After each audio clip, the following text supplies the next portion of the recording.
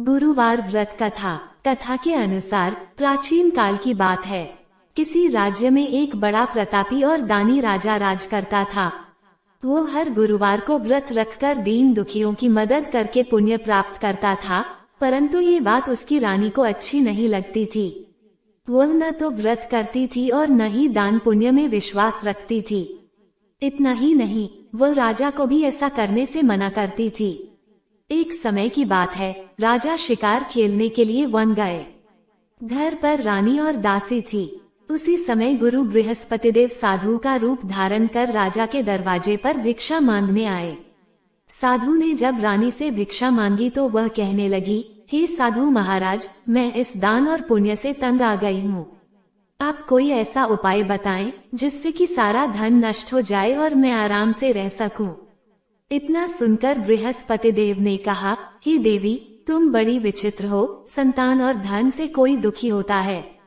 अगर अधिक धन है तो इसे शुभ कार्यों में लगाओ, कुंवारी कन्याओं का विवाह कराओ, विद्यालय और बाग बगीचे का निर्माण कराओ, जिससे तुम्हारे दोनों लोग सुधरें। परंतु साधु की इन बातों से रानी को खुशी नहीं हुई। उसने कहा कि मुझे ऐसे धन की आवश्यकता नहीं है जिसे मैं दान दूं और जिसे संभालने में मेरा सारा समय नष्ट हो जाए। तब साधु ने कहा, अगर तुम्हारी ऐसी इच्छा है तो मैं जैसा तुम्हें बताता हूँ तुम वैसा ही करना। गुरुवार के दिन तुम घर को गोबर से लीपना, अपने बालों को पीली मिट्टी से धोना, राजा से हजामत बनाने को कहना, भोजन में मांस मदिरा का प्रयोग करना, कपड़े धोबी के यहाँ धुलने देना। इस प्रकार 7 बृहस्पतिवार करने से तुम्हारा समस्त धन नष्ट हो जाएगा। इतना कहकर साधु के रूप में बृहस्पतिदेव अंतर्ध्यान हो गए। साधु के अनुसार कई बातों को पूरा करते हुए रानी को केवल 3 बृहस्पतिवार ही बीते थे कि उसकी समस्त धन संपत्ति नष्ट हो गई। भोजन के लिए राजा का परिवार तरसने लगा। तब एक दिन राजा ने रानी से बोला कि हे रानी, तुम यहीं रहो, मैं दूसरे देश को जाता हूँ, क्योंकि यहाँ पर सभी लोग मुझे जानते हैं, इसलिए मैं कोई छोटा कार्य नहीं कर सकता। ऐसा कहकर राजा दूसरे देश चला गया। वहाँ वह जंगल से लकड़ी काटकर लाता और शहर में बेचता। इस तरह वह अपना जीवन व्यतीत करने लगा। इधर राजा के परदेश जाते ही रानी और दासी दुखी रहने लगी। एक बार जब रानी और दासी को 7 दिन तक बिना भोजन के रहना पड़ा तो रानी ने अपनी दासी से कहा, हे दासी, पासी के नगर में मेरी बहन रहती है। वह बड़ी धनवान है, तू उसके पास जा और कुछ ले आ, ताकि थोड़ी बहुत गुजर बसर हो जाए। दासी रानी की बहन के पास गई। उस दिन गुरुवार था और रानी की बहन उस समय बृहस्पतिवार व्रत की कथा सुन रही थी।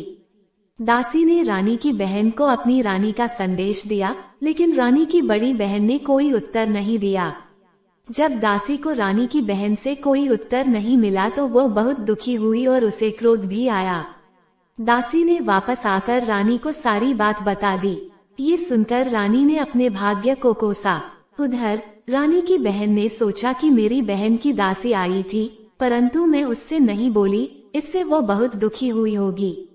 कथा सुनकर और पूजा समाप्त करके वह अपनी बहन के घर आई और कहने लगी, हे बहन, मैं बृहस्पतिवार का व्रत कर रही थी। तुम्हारी दासी मेरे घर आई थी, परंतु जब तक कथा होती है तब तक न तो उठते हैं और न ही बोलते हैं, इसलिए मैं नहीं बोली।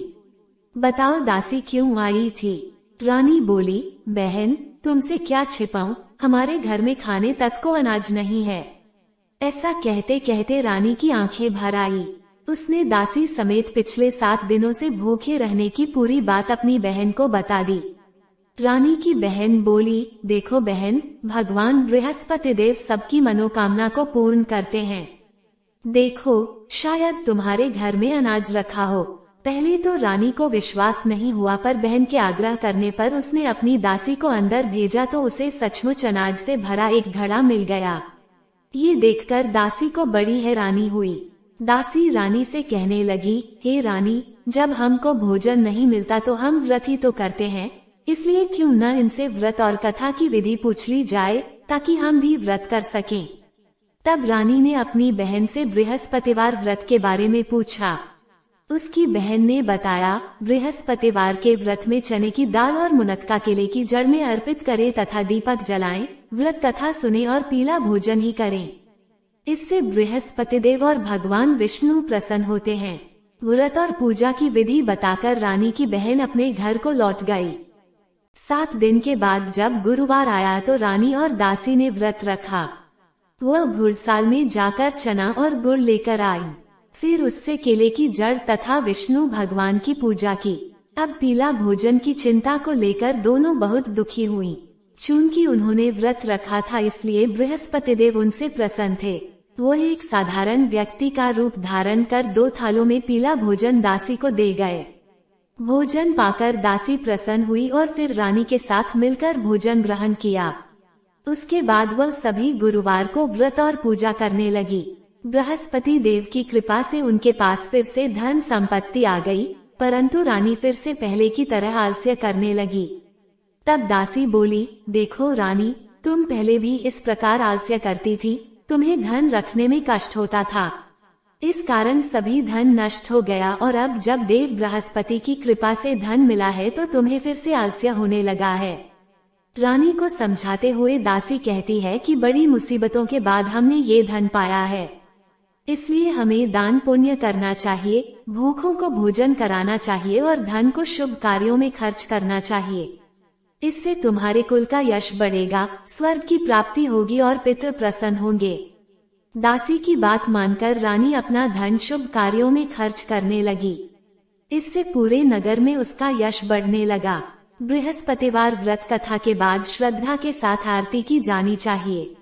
इसके बाद प्रसाद बांटकर उसे ग्रहण करना चाहिए।